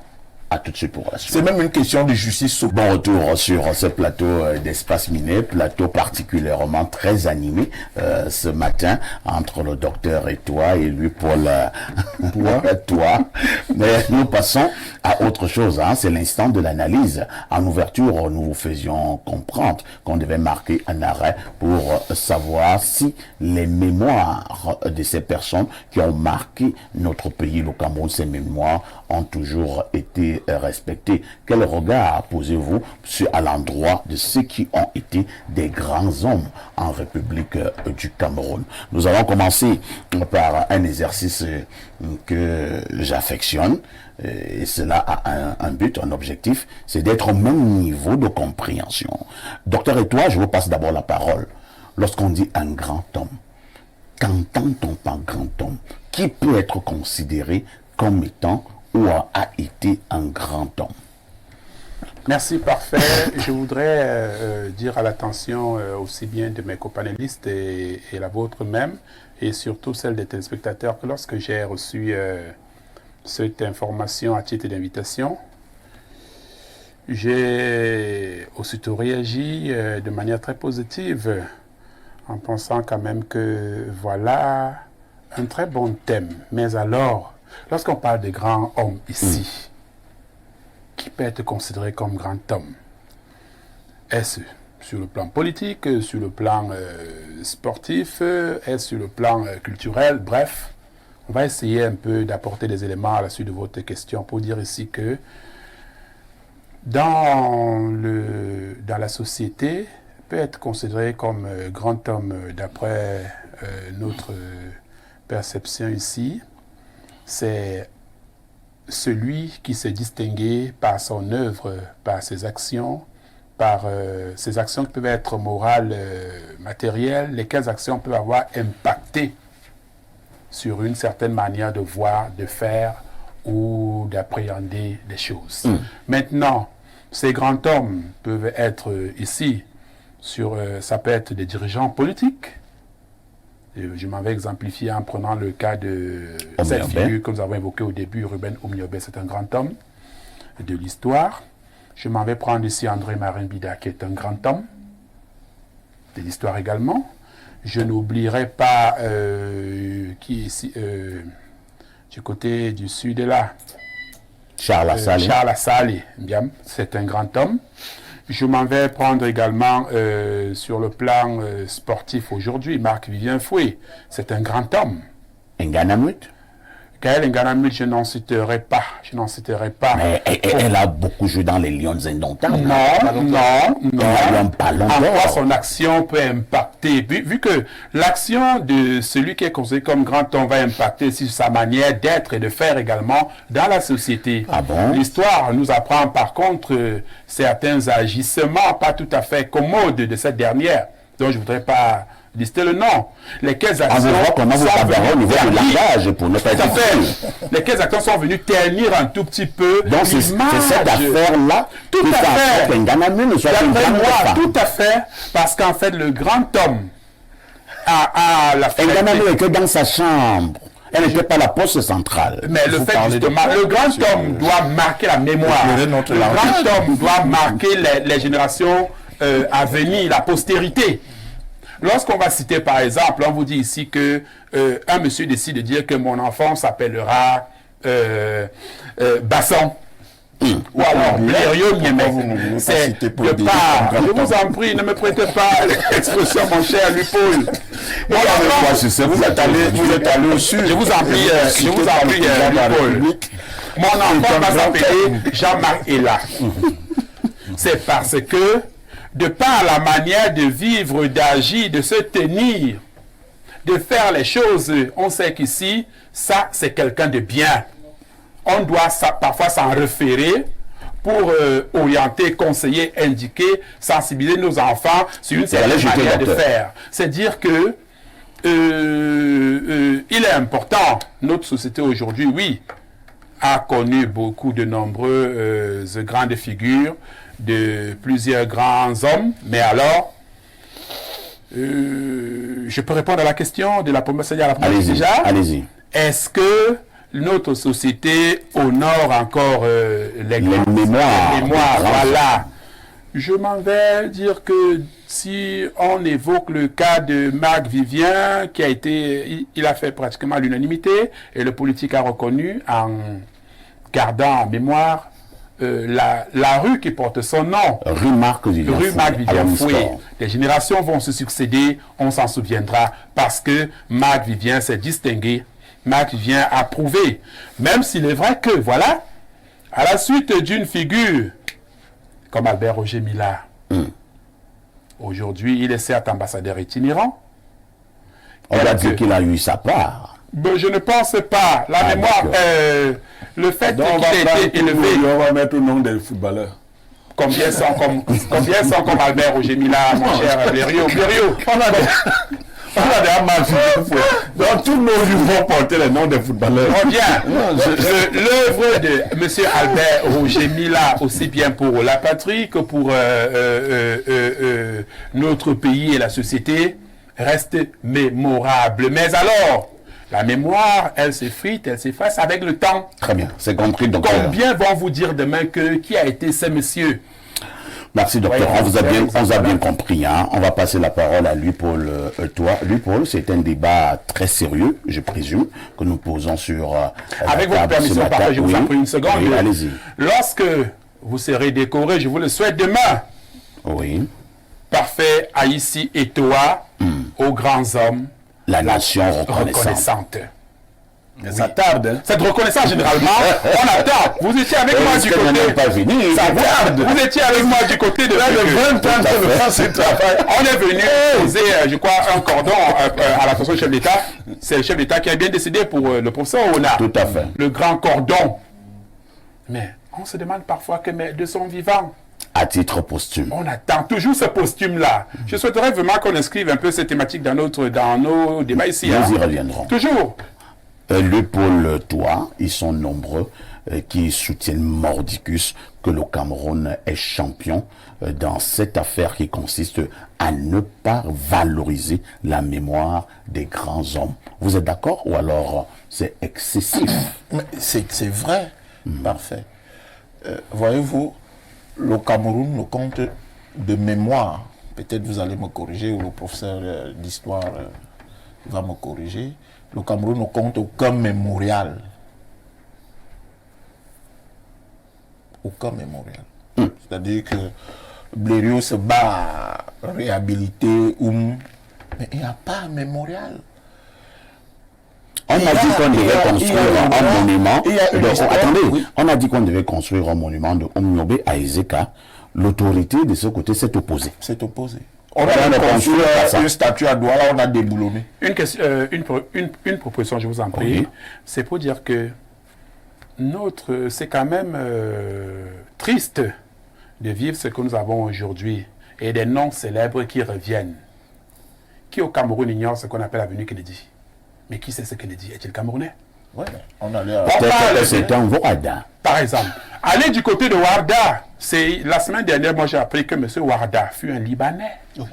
C'est à partir de... Même Warda n'était pas Camerounais. Warda n'est pas Camerounais. Warda part... Moi je croyais que Warda, là, comme ça attendait les noms du Grand Nord, que c'était un grand type du Grand Nord. Donc c'était un Libanais. Je fais un clin d'œil à M. Oyono Meka depuis Essos qui nous suit, qui me l'a rappelé le week-end dernier. Son papa a travaillé avec M. Warda à Fort-Lamy. C'est le Fort-Lamy qu'il propose à M. la capitale du Tchad.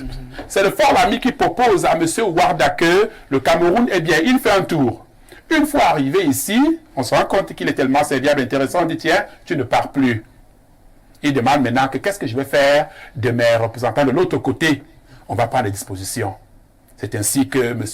Warda va rester où il est exactement, le quartier qui porte son nom, où il est là. Va s'implanter là, c'est un Libanais. De par ses structures et autres, mon ami, on n'oubliera plus jamais jusqu'à ce jour. J'avoue que depuis jusqu'à la semaine dernière, dans ma tête, je savais que c'était, entre guillemets, un Wadjo. Vu que le nom, il sonne bien. Quand il y a également Coron. Coron, pareil. On laisse là-bas, on va maintenant... Coron lui-même n'était pas... C'est un Français. Français, Coron? Coron, oui, ça sonne français. Non, c'est pas camerounais en tout cas. Il n'était pas grec? Bon. Non, je crois que c'était... Bon, on va le dire tout à l'heure. Le problème, c'est qu'il y a des rues qui portent... les noms de ces personnes. Aussi. Comme lesquelles? Il y en a combien? Daniel Somba. Mais sauf que, ce que je disais, beaucoup de Camerounais parfaits ignorent qu'il y a eu un événement triste à Kribi. Il y avait eu un héros là-bas. Lorsque la reine d'Angleterre avait décidé d'exterminer les Batanga. Il y a eu le roi Madola, les gens ne connaissent pas ça. Madola ou Badola? Madola. Oui, Madola. Oui, j'ai bien dit Madola. Le roi Madola, les gens ne connaissent pas son histoire. Voilà des histoires. C'est pour ça que lorsque la reine d'Angleterre est morte, j'ai dit, moi je ne me lève pas. Je ne me lève pas pour saluer sa mémoire parce qu'elle n'a jamais reconnu ce génocide. C'est un génocide qu'on a perpétré sur le peuple Batanga. Par exemple, Donc, le ministère de la Culture au Cameroun ne construit ni un panthéon, ni un mémorial, ou des mémoriaux, je ne sais pas si c'est comme ça que ça se dit, à la mémoire de cette histoire vivante. Parce que lorsque les gens vont... voilà, par exemple, nous avons un très grand homme à la tête de l'État du Cameroun. Comment se fera-t-il que lorsqu'il quittera ce monde, on aille l'enterrer en Vomeka? Et que les Camerounais n'aient pas la possibilité d'aller honorer sa mémoire. Il doit être dans un panthéon. Il doit lui-même construire d'abord le panthéon là. C'est pas après sa mort qu'on va le construire. Le ministre de la Culture. Non, il doit le construire et mettre les premières figures. Monsieur Ce n'est pas après Biya qu'on va construire un panthéon. Monsieur Biya construit le panthéon et il met les premières figures. Oui, il me semble... Ce n'est pas par lui qu'on va commencer. Il me semble que... S'il ne construit pas le panthéon, on ne construira pas le panthéon. Il y a un ministre, il y a un ministère, pas un ministre, parce que il y a un ministère de la culture au Cameroun. Oui, qui est dirigé de la culture. C'est ce ministère-là. Il est dirigé par le ministre Ismaël Bidonpa. Je ne sais pas qui est à la fois chrétien et musulman. Pierre Ismaël. Monsieur, c'est pas important. C'est pas ça qui est important. Ce qui est important ici, c'est que ce ministère de la culture-là initie par exemple le projet d'un panthéon. Parce que comment se fait-il que quand si les gens veulent venir à Yaoundé, par exemple, pour honorer la mémoire de Marc Vivien Foy, qui se retrouve là où il est, je ne sais même pas comment on appelle là-bas, dans son village là-bas, à Kolmeyang. Comment se passe-t-il qu'il y a eu... Comment se fait-il que il y a une mémoire comme celle qu'il a citée, André Marie Vida, qui gît à Efok dans mon village là-bas? Combien de gens peuvent aller honorer sa mémoire? Ça même là-bas, n'est même pas, il n'y a même pas d'entretien dessus. Tout un premier ministre, tout un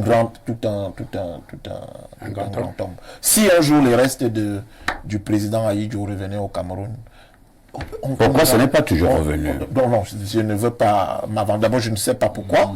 Non, le président avait répondu. Est-ce que c'est la paroi? Le président avait répondu. Il avait dit que cela est du ressort de la famille du disparu. Oui, mais c'est oui.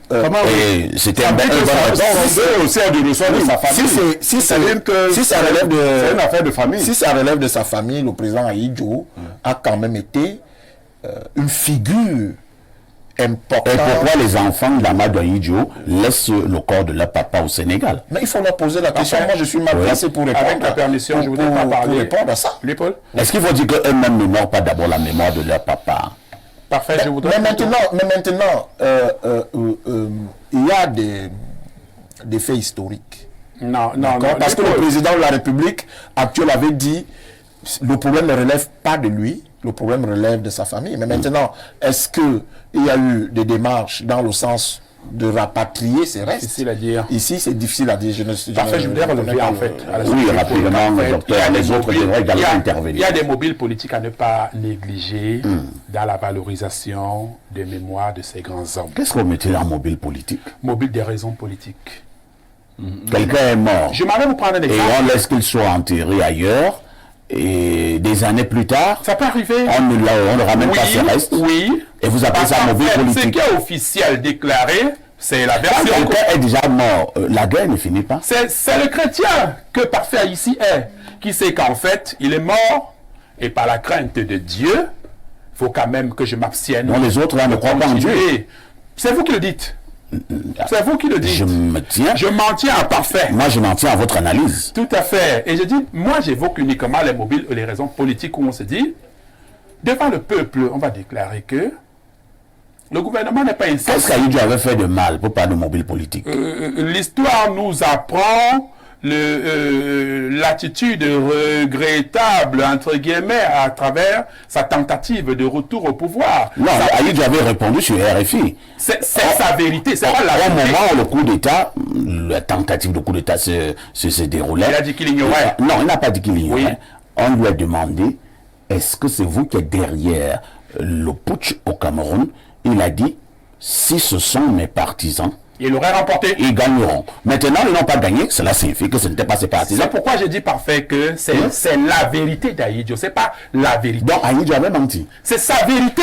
Est-ce qu'Ahidjo mentait? Le problème, c'est que aussi, attendez, vous n'allez pas confisquer tout le plateau quand même. Blériot s'énerve déjà. Ah oui, c'est la parole. Il pense qu'on a la parole à Blériot, par exemple, n'est pas valorisé. Tu as dit que Blériot parle ici tous les jours.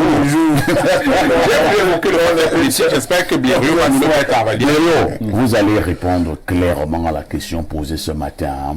Cameroun, que sont devenus les mémoires des grands hommes?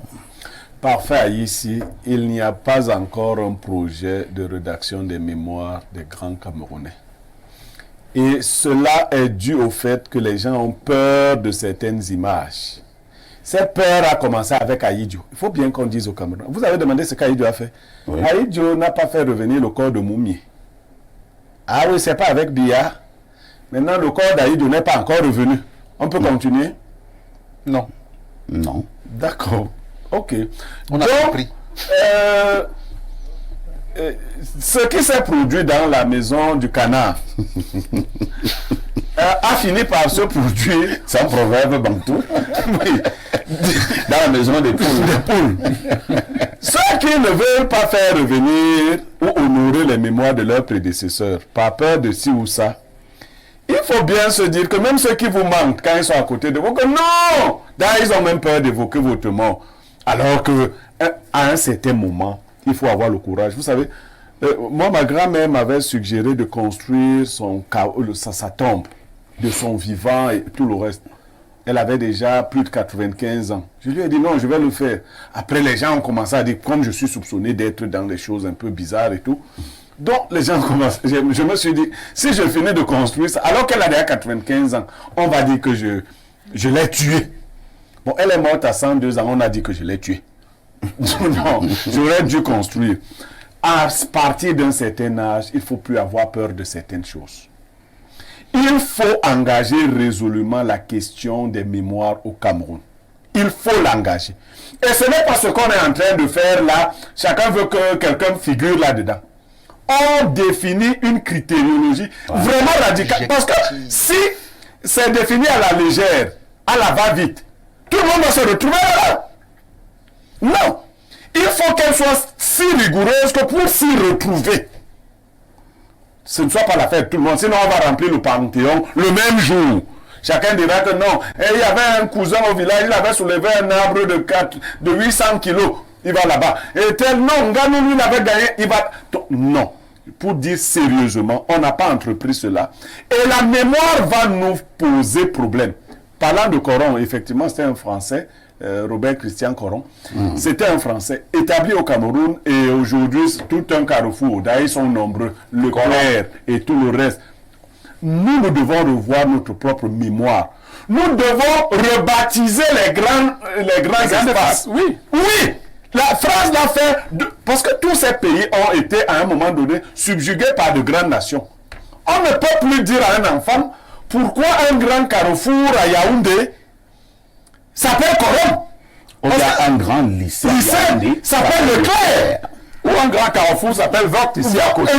Bon, il a été missionnaire, c'est pour lui. Donc, il faut qu'on revoie ces choses et qu'on organise la mémoire. Si on ne le fait pas, on va être un peuple sans mémoire. Et c'est le risque. Tout à fait. Et actuellement, nous sommes un peuple sans mémoire. Même l'histoire, les historiens sont là. Ils sont obligés de réécrire l'histoire du Cameroun. Elle a été, à un moment donné, aujourd'hui, je vous ai dit, on parle de Oumniobé. Mais ce qu'on a dit aux gens, c'était que c'était des maquisards et autres.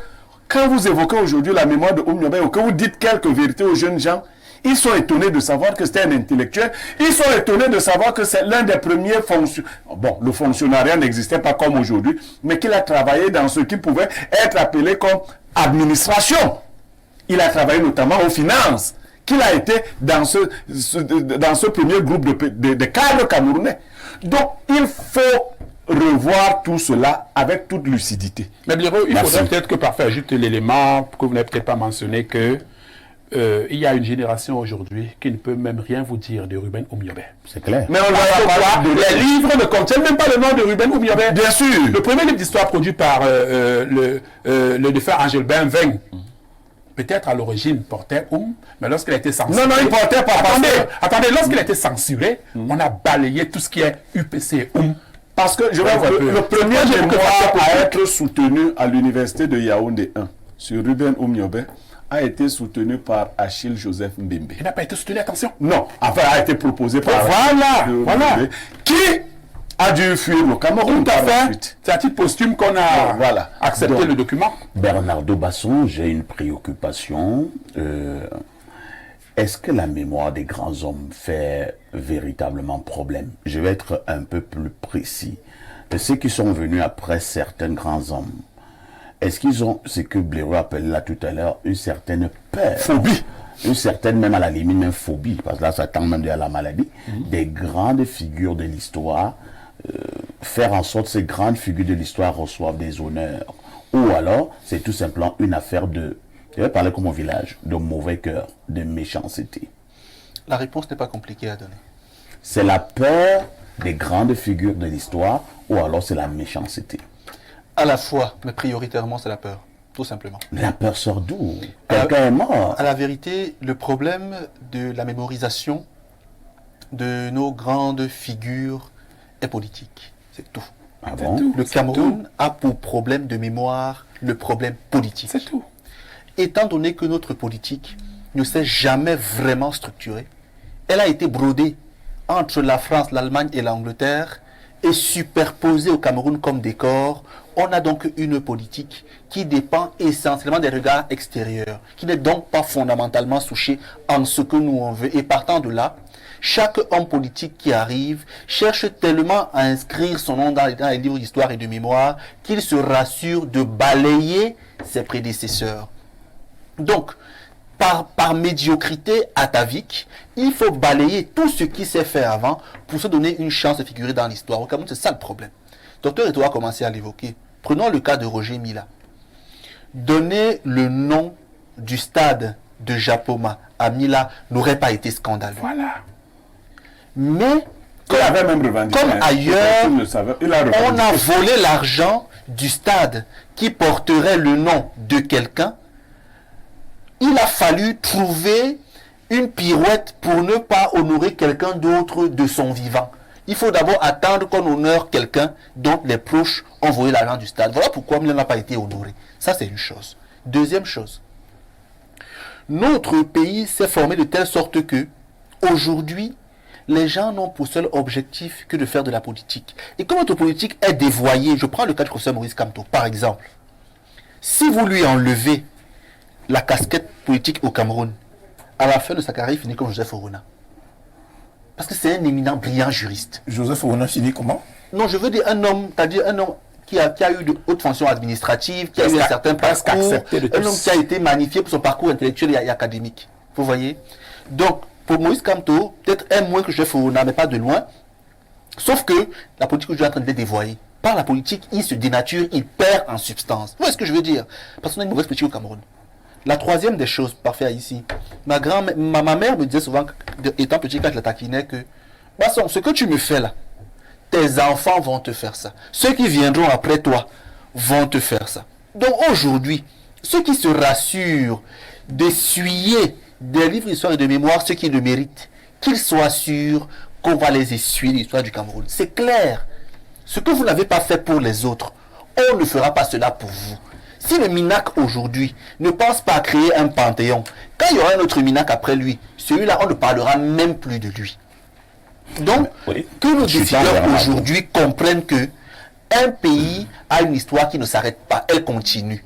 On n'a pas à effacer les prédécesseurs, on a à les glorifier, à les élever. Il faut donc permettre à l'histoire de continuer et non pas de s'interrompre au fur et à mesure que les visages changent. À la suite de docteur, si vous me permettez une minute.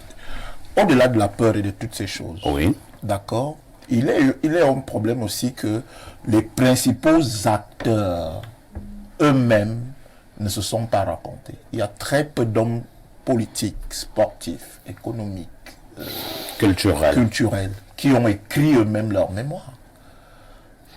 Comment se fait-il qu'aujourd'hui... Bon, vous savez comment se fait-il le grand Socrate n'avait rien écrit. Monsieur Parfait, vous êtes d'accord avec moi, Socrate n'avait rien écrit. Monsieur Parfait, ici, oui. Comment se fait-il aujourd'hui que le président de la République du Cameroun, le très illustre Paul Biya, n'ait pas écrit ses mémoires jusqu'aujourd'hui? C'est un autre débat.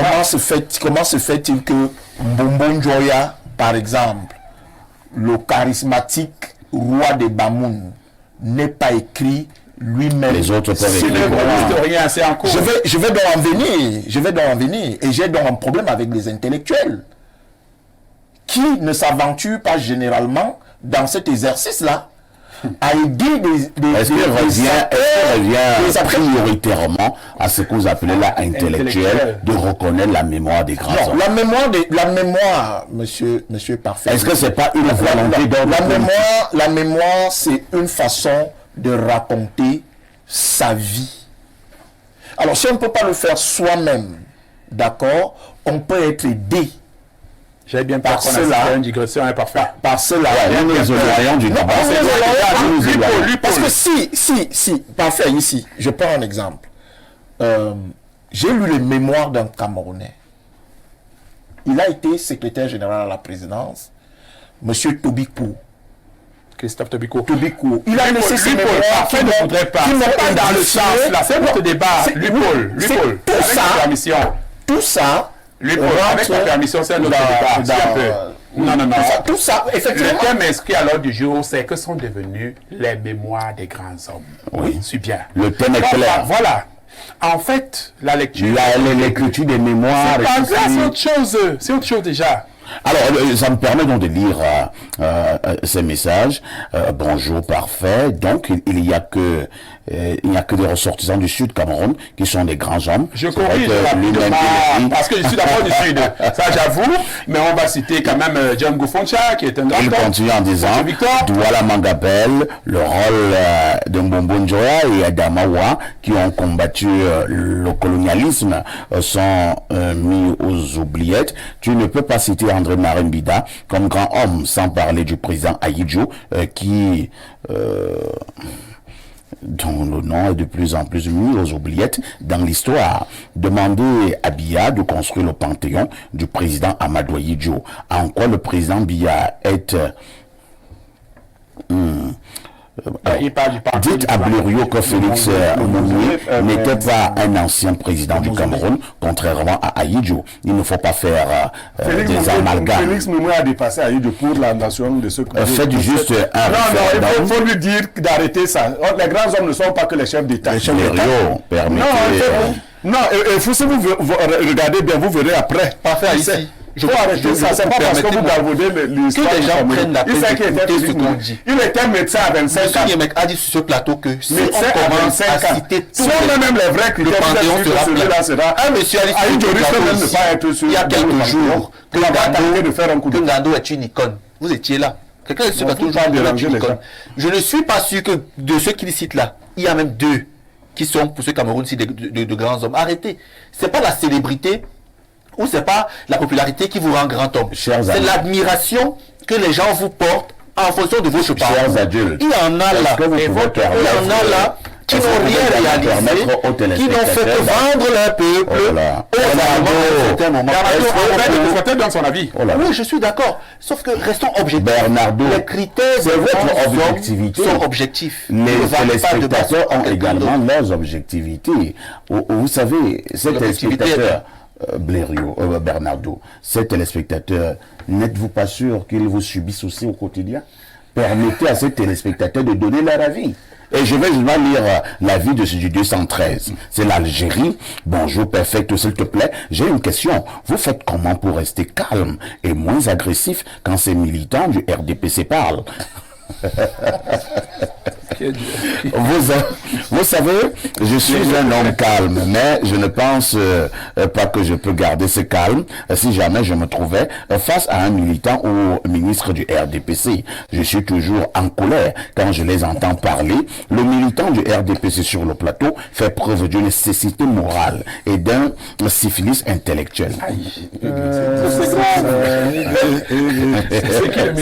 je me demande même si on peut trouver un médicament pour lui. Qui est d'abord militant du RDPC sur ce plateau? Le Paul Quelqu'un, chef d'entreprise. Docteur était un enseignant d'université. Voilà. Blériot, vous me connaissez. Bernardo, moi je l'aime un peu. Alors, bonjour au piton du modérateur et deux bonjours particuliers à Pierre Blériot et Bernard pour tout le travail que vous abattez au quotidien. Et concernant la thématique de ce matin, parfait à ici, les mémoires des grands hommes ne sont pas honorées dans notre pays. Parfait, le Cameroun a une histoire et je pense que tout Camerounais mérite de connaître l'histoire de son pays. Parfait à ici, je ne comprends pas pourquoi il faut toujours honorer les morts au détriment des vivants. Le Cameroun manque de repères sur son histoire. Parfait ici, Espace Miné et toi en particulier recevez une mémoration divine. Bien des choses à vous. Et je dis Amen. Le coup t'appelle moi s'il te plaît. Je veux on finit de dire les bonnes choses qu'on remarque un temps d'arrêt. Pour que les gens comprennent pourquoi est-ce que je veux pousser la réflexion. Est-ce que vous pouvez observer la symbolique du culte des clans des Bamileke? Allez-y. C'est la sacralisation de façon traditionnelle de certains grands hommes. Ça veut dire, là-bas on ne retire pas tous les clans. En fonction de votre vie et de votre parcours, on retire votre crâne. Dans la case, votre crâne a une position particulière selon votre vécu. Si vous avez été riche et qu'un enfant, par exemple, on lui veut un parcours fortuné, c'est le crâne du milliardaire qu'on va prendre et qu'on va gratter pour faire le rituel avec ça. Ça veut dire que nos cultures traditionnelles intégraient la valorisation des mémoires. Comme je dis, ce n'est que la politique qui la désacralise parce qu'elle est mal pensée au Cameroun. Non, il faut qu'on arrête cela par faire ici. Mettons-nous au travail pour valoriser toutes les personnes qui ont construit le Cameroun, qui ont aidé à le construire. Arrêtons d'avoir peur. Parce que la maladie qui a attrapé l'arachide a fini par attraper le haricot. Je dis ça, je ne dis rien. C'est vrai que je ne comprends pas ce genre de proverbe. Alors, docteur, et toi, le régime actuel peut-il encore se rattraper si tant est que, si nous pouvons dire qu'il n'a pas véritablement reconnu la mémoire des grands hommes, est-il encore possible que ce régime puisse se rattraper? C'est une question. Dis seulement non. Je suis dépassé. C'est difficile. C'est pas assez difficile parce que... Ils sont trop gâtés. J'avoue personnellement avoir mal face à tout ce qui est observé aujourd'hui et venant de ce que vous appelez, en fait, de l'équipe actuelle.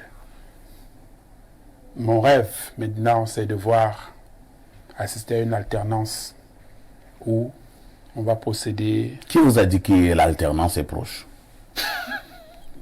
Je m'en vais vous parler de son rêve. Notre chef de l'État actuel, le président Paul Biya, a donné rendez-vous aux Camerounais il n'y a pas pour certaines décennies. Il m'est arrivé à la maison de réfléchir. Et il vous donnait rendez-vous? Dans une vingtaine d'années. Voilà, on peut vous donner un rendez-vous, vous n'aurez pas le rendez-vous. Why not? C'est un grand homme. Et les grands, généralement, dans la tradition bantou, avec ce qu'ils disent, ce qui sort de leur bouche, a de fortes chances d'être réalisé.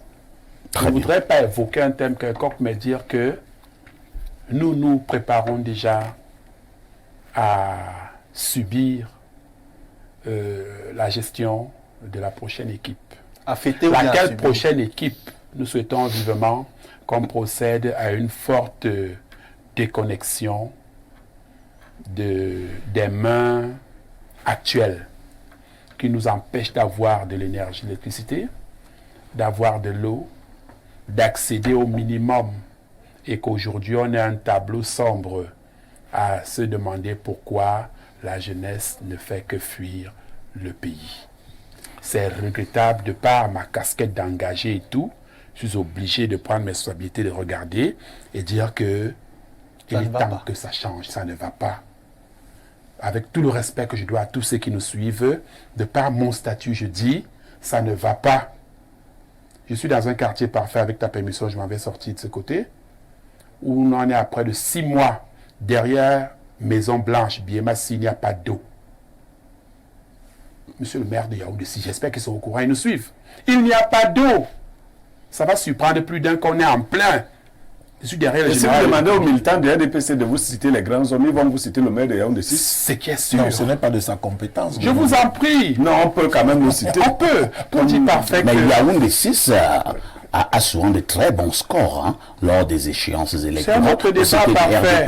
C'est un autre débat parfait parce que la politique dans notre milieu aujourd'hui, on ne va pas toujours voter pour le bon programme. C'est la sardine avec le pain.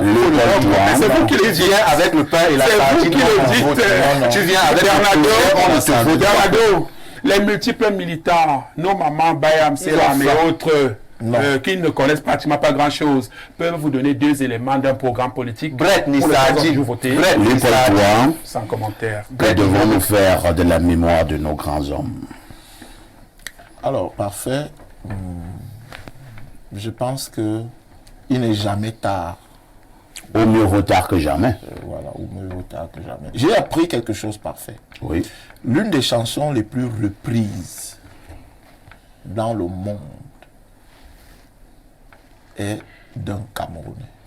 La chanson que vous entendez souvent, Amio, c'est la chanson d'un Camerounais, que beaucoup ne connaissent pas. Elle a été reprise. C'est pas Bemanga? Non. Malheureusement, c'est Ebana Manfred. Beaucoup de gens ne savent pas ça. C'est ça aussi les mémoires.